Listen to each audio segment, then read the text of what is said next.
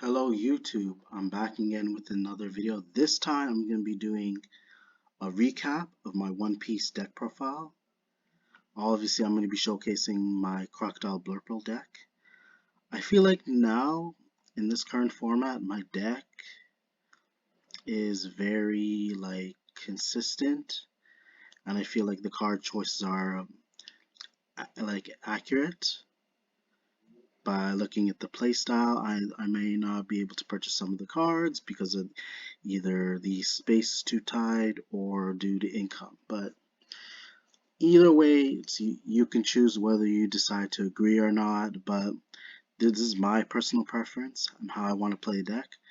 And of course, whether there may be flaws, but there are also upsides to this deck roll. So let us move forward. I'm playing 2 Miss All Sunday Blue. She is a blocker. You won't be able to read her effect, but anytime she is KO'd, you get to add 1 event card from your graveyard to your hand, but that's only if you control a Baroque Works leader card, which is Purple Crocodile. I'm also playing 3 Mr. 13 and Miss Friday. The reason why I feel like people tend to max on this card because it has a 2k counter, but initially I'm just playing 3 because I'm also playing a mix of the Animal Kingdom pirate characters, so that might get in the way of certain strategies. So I want to optimize myself by playing other strategies to um, mix the deck and give it a variety of ways of combating against my opponent. So its effect is it has a trigger ability. You can literally play if this card gets triggered and it has a shield card, you get to play it for free. On top of that, you can trash this card as well as 1 Baroque Works character card from your hand. You get to add 1 Dawn. You get to place 1 active Dawn to your Dawn card zone. And obviously, we're playing 3 Who's Who. Obviously, it's very simple. He's a Dawn. He costs only 1 Dawn. When you summon this character, you get to reveal the top 5 cards of your deck and add 1 of them if they happen to be Animal Kingdom Pirates card, besides Who's Who. And one thing I like about the implementations of this game, the strategy, is that you can't just outright get the cards that you want. So they balance out, instead of you just taking a card from your deck, you're revealing top 5 to hopefully see what card you get that mentions the card that's specifically written on the card that you activate. So you can only search those specific cards rather than just get any card you want from deck, so it doesn't make absurd boards. Another card that does the same thing is, obviously we're maxing out, is for Miss Valentine. She costs 1 more than Who's Who. But what makes her better than Who's Who is that you can also add her as well if you manage to excavate her from the top deck. Same thing, excavate the top 5 to add a Baroque Works card, including herself, because she's a Baroque Works card as well. But her trigger ability also, she does have a trigger ability where you can play her on the field, but you got a -1 Dawn to actually be able to use that effect. Another card that lets us trigger as well as get more consistency is Black Maria. When I read this card's effect is how good this card potentially is. I'm not sure. I can't say it's the best consistent card, but you constantly get to draw 1 card as long during your turn, as long as you pay 2 Dawn. Although it seems like a lot, you gotta rest 2 Dawn. You rest her, you draw 1. But it's the fact that you can do this every single turn during your main phase, whatever. As long as she's active, you rest her. You rest 2 Dawn. You draw 1, and if you manage to keep her alive, you keep doing it again. Also, she has another trigger ability where you can literally essentially play it for free again from your shield zone to the field. And our one-ups is Alti. She costs 3 Dawn. She has a 4k power. The reason why I use her, I'm sure some people might say otherwise not to put her in the deck, but again, I'm trying to make the deck um, basically be like relevant. What I mean relevant, I'm trying to make it relatable to the strategy, and also to I wanted to be able to suit the theme of the deck that I'm playing, because again, it's a mix of Animal Kingdom pirates as well as Baroque works. So it's not the best ability. That's why you just play one. So essentially, what you do is you take a Dawn from your field, place it onto her, and then you have the option. You could take one character that costs two or less. Either put it to the owner's hand or bottom deck. So this helps me loop with Miss Valentine as well as Who's Who. So essentially, I can just keep using the effect, even though it's costing me one dot. That helps me set up for even more consistency. So even if I screw up the first time, I want to make sure I have another chance of doing it again, so I can add even more cards. Or you just want to get rid of whatever problem card your opponent has. So instead of just putting it to the hand, you put it to the bottom of the deck instead. And we're also playing for Sasaki. This card, just again, if you read the card carefully, you'll realize how good the effect is. That's why we're playing 4 of.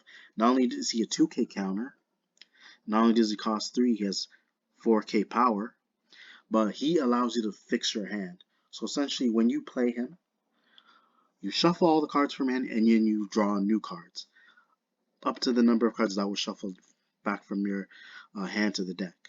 And this helps you fix your hand. If you don't like the hand that you have and you need to combat against your opponent, whatever they have on field, you can always use Sasaki to make sure that you have the card essentially that you need, so that it doesn't become a problem. And another one of obviously playing the page 1.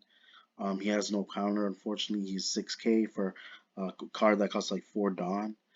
You're not going to see his effect too often. That's why we're just playing one. But essentially, if you play activate an event, you could pay 1 Dawn. You draw a card, and you place 1 card from your hand at the bottom of your deck. But again, like I said, because it's literally a card that lets you draw a card, that's always going to be a good thing. You always want to be able to draw, even if there is some sort of downside. But even though he's not the best card, but the fact that you're allowed to draw a card with this guy after you activate an event and you match it off and you pay that extra draw, worth it at the end of the day, because that can help you see the important card that you've been banking for. And I am playing 6 blockers, so this is basically the final blocker of my deck. So we're playing 6, like I mentioned. So it would be nice to play more, but I'm trying to keep my deck at minimum. But he is a really people are suggesting Queen, but I also want to be able to search the card as well with Miss Valentine. I need more Baroque work cards for the Miss Valentine's effect to go off. So we're playing 3 Mr. 4 Babe. He only becomes a blocker if you minus 1 Dawn, but he's extremely good. That's why I'm playing 4, because like when you do minus the Dawn, he gains 1,000 power. So basically, essentially, in order to beat this guy, essentially your leader can't touch your leader unless they have a character that has at least a power of 8k or more. So you basically minus 1 Dawn. This card goes from 6k to 7k, and you basically are forcing your opponent's hand. You're putting a lot of pressure under the opponent. Like you're kind of forcing them to think how to get rid of this card, because there's no way you can beat this card in battle unless they have something with more power that reaches over 8k. So that's why the events are also going to play an important part too. And then you can counter it to make him even more stronger. So it's like you need a fight. Like your best bet is to find a card that can just hopefully get rid of this card. But he essentially your barrier. Even though you're losing 1 Dawn, it's like he's the protection that you can always rely on, because it's always the fact that your opponent needs to play even more Dawn to even get rid of him. So it's going to take even longer for them to even touch your leader. So we're playing 1 Mr. 5, which is Gem. Like I said, just a one of, because I feel like his effect isn't too big of a deal, but it can be useful at times, just like ulti. But you minus 2 Dawn once they attack. You can get rid of one. You can KO one creature. I mean, one character they control that costs like 4 Dawn or less, which really helps in my opinion because it's like you're adding more coverage too. So it's like not only helping protect your leader, but protecting your other characters as well as him. And for our big boss monsters playing 3 Crocodile, I think you guys are already aware.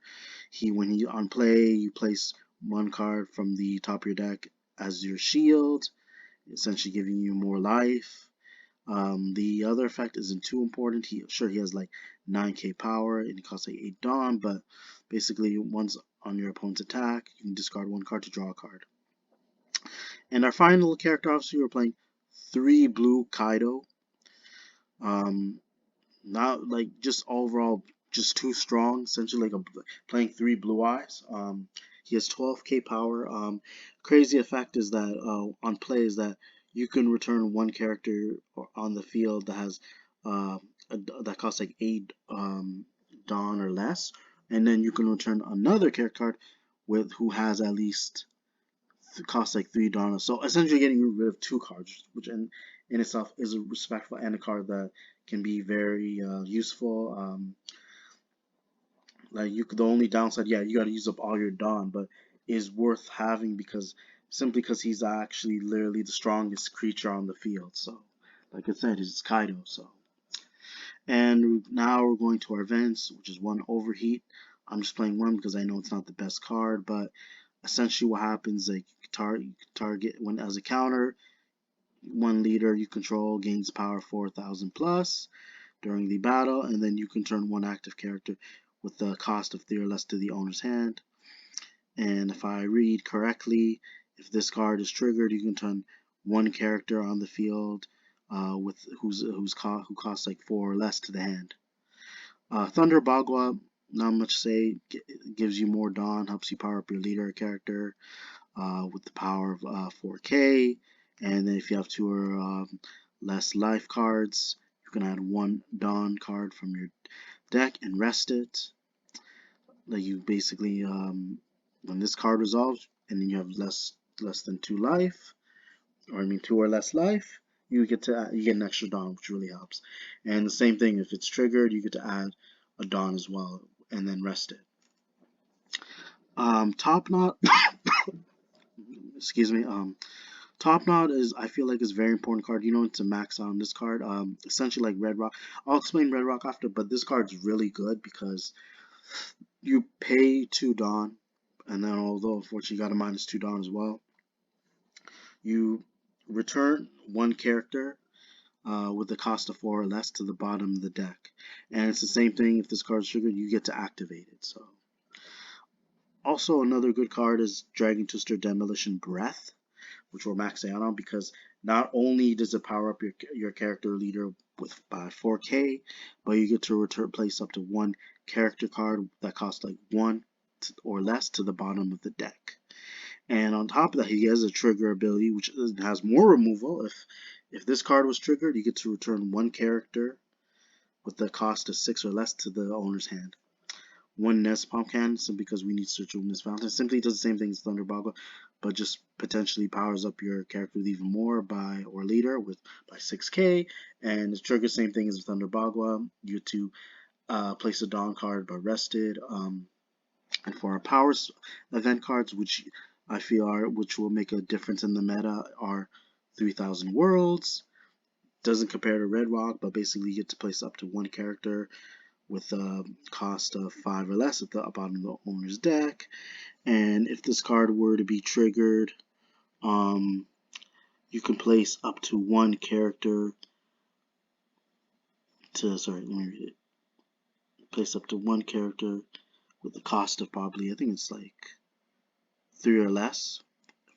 But either way, it gets to return, you get the gist. It gets to return literally when it's triggered a character at the bottom of the deck, depending on the mana that goes. And I'm trying to read it carefully. I'm sorry, guys, but obviously we're going to be playing 4 Rock. Essentially, you get to remove any character. You literally get to remove any character, place it to the bottom deck. Obviously, the best event, no question. There's no exception. You got to max out on this card.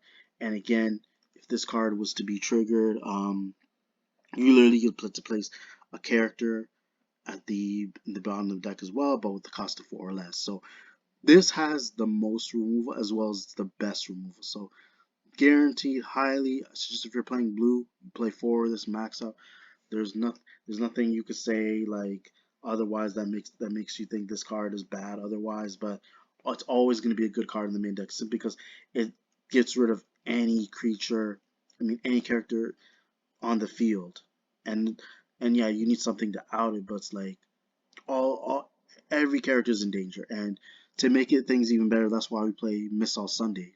And I feel you don't need to max out on her, but because in case you don't draw into her and she's not useful. But again, she's only good if you have a Crocodile or the Baroque leader card. So, which is why we're playing her. And she's you get to make you get to literally use her at her full potential if you're playing a Baroque leader. And again, this is my deck profile. Hope you guys enjoy.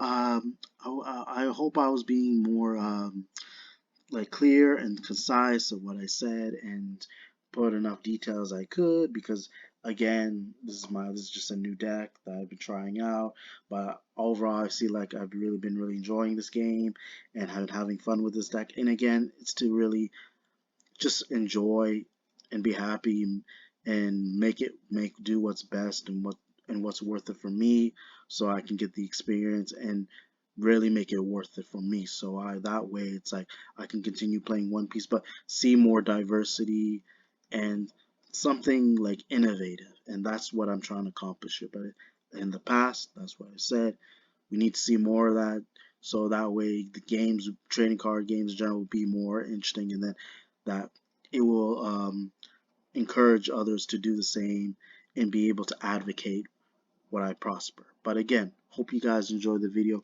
Be sure to check for more upcoming content later in the future. Be sure to check your notifications, comment, like, subscribe. Thank you.